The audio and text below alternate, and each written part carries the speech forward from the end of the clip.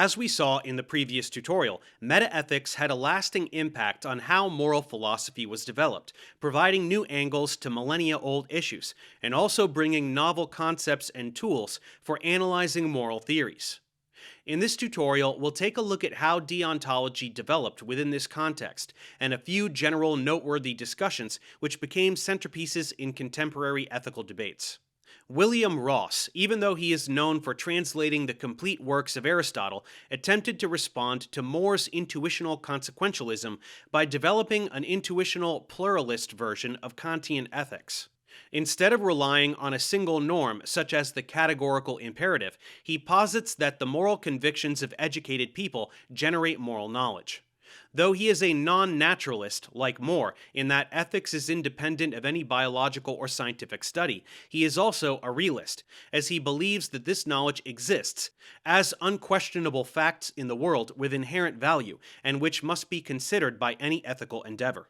He even considers these facts the data for moral theories, just like sense perceptions are for the natural sciences, thus affirming that moral knowledge works just like mathematical knowledge.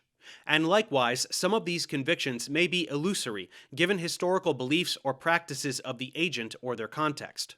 This inherent value is related to his concept of prima facie, or at first sight in Latin, in that our intuition is capable of identifying this value without any other instrument or process. Thus, reminiscent of his admiration for Aristotle, he goes on to identify that there are multiple fundamental goods and manners of action, and not just a single main principle which comprises ethics. These fundamental goods are essentially goods in themselves, or have prima facie value, as do these manners of actions called rights.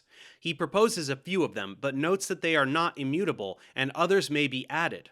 The four main goods may be virtue, pleasure, knowledge, and justice, and rights may encompass the duty of benevolence, of fidelity, and self-improvement, among others.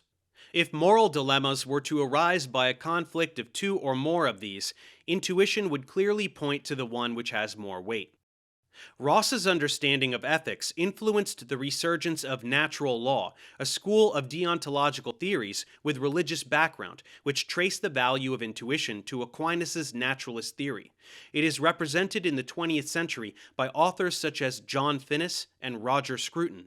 Contrary to what the name suggests, they also embrace non-naturalism, as the natural in its name refers to the inherently human and primordial status of intuitive assertion, with which any properly rational person uncovers inherent values, which are precursors to any laws, norms, or constitutions. Many criticisms have been leveled against these theological and conservative perspectives, as it is unclear what is the true weight of the authority of intuited moral goods. As from Ross to these recent authors, rational requirements and issues with disagreement remain largely obfuscated. Contractualism also developed again in deontology, given the new debates metaethics brought up. John Rawls was the first to propose it as a moral foundation to his political liberalism centered on a theory of justice as fairness.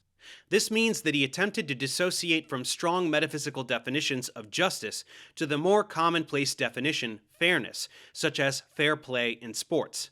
His conception of a person includes two main traits. One, rationality, which we use to find what is good for us and develop a sense of justice, but accepts that in a democratic society there may be many conceptions of good and justice, or what he calls a reasonable pluralism. And also, two, reasonableness, which is the ability to defend publicly only our conceptions of goods, which we reckon may be accepted even by those that mostly disagree with us, or our considered convictions. By then imagining a hypothetical original position akin to a state of nature under a veil of ignorance, meaning we'd be blind to our own individual specificities, such as gender, ethnicity, class, and so forth, we'd be able to develop principles for public institutions with values that appeased everyone. These principles would then be in constant dialogue with people's considered convictions, both improving one another in a coherentist process he called reflective equilibrium. He arrives at three main principles akin to the ones of the French Revolution: liberty, difference, in that true equality means acquiescing to our differences, and equal opportunity, akin to fraternity, in that even people in different positions must have just means for everyone to be able to enter, to achieve access to certain places in society. He uses many authors as inspirations for his theory, but leans noticeably more toward Kant, as these values would be universally agreeable instead of absolutely mandatory. Criticisms to his theory include the supposed neutrality of this process, which would disproportionately burden minorities and disabled people, since their rights would only be considered in a later legislative process. Thomas Nagel was one of his students, having also previously studied with Austin, and he was a strong proponent of rationalism, also in a Kantian perspective, as opposed to the Humean conception that reason is secondary to emotions in moral agency. This means that, for him, even if all individuals have an egoistic psychology and want only what's best for themselves before others, in order to thrive in society, altruism is rationally the better course of action. Contrary to Rawls, he states that individuals can always think of reasonable motives for disagreement, or have a reasonable rejection of any principle. Thus, rationality leads to recognizing any other person as a self-interested individual with a similar nature as yourself or any other being, providing objective moral values from a view from nowhere, an impersonal standpoint. This would allow for control of any misgivings of moral luck, or the accidental context which would impact someone's moral choices, in an interpersonal context instead of a political one as Rawls formulated. He also defended a mix of deontology with consequentialism, attributing consequentialist values to this more neutral objective viewpoint, and deontological to our subjective context, as in the inviolability of persons, and these would frequently intertwine given the situation.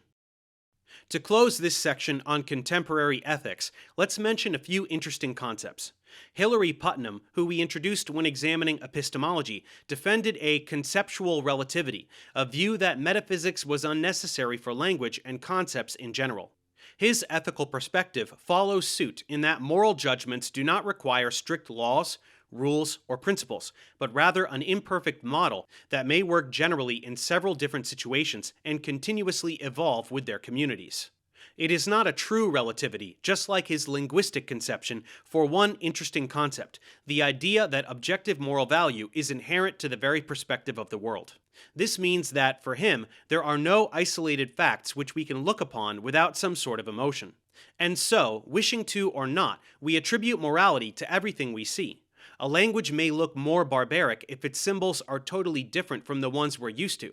An unknown person can look dangerous if dressed in dark clothes in the night, whereas you might consider them friendly in another context, so on and so forth.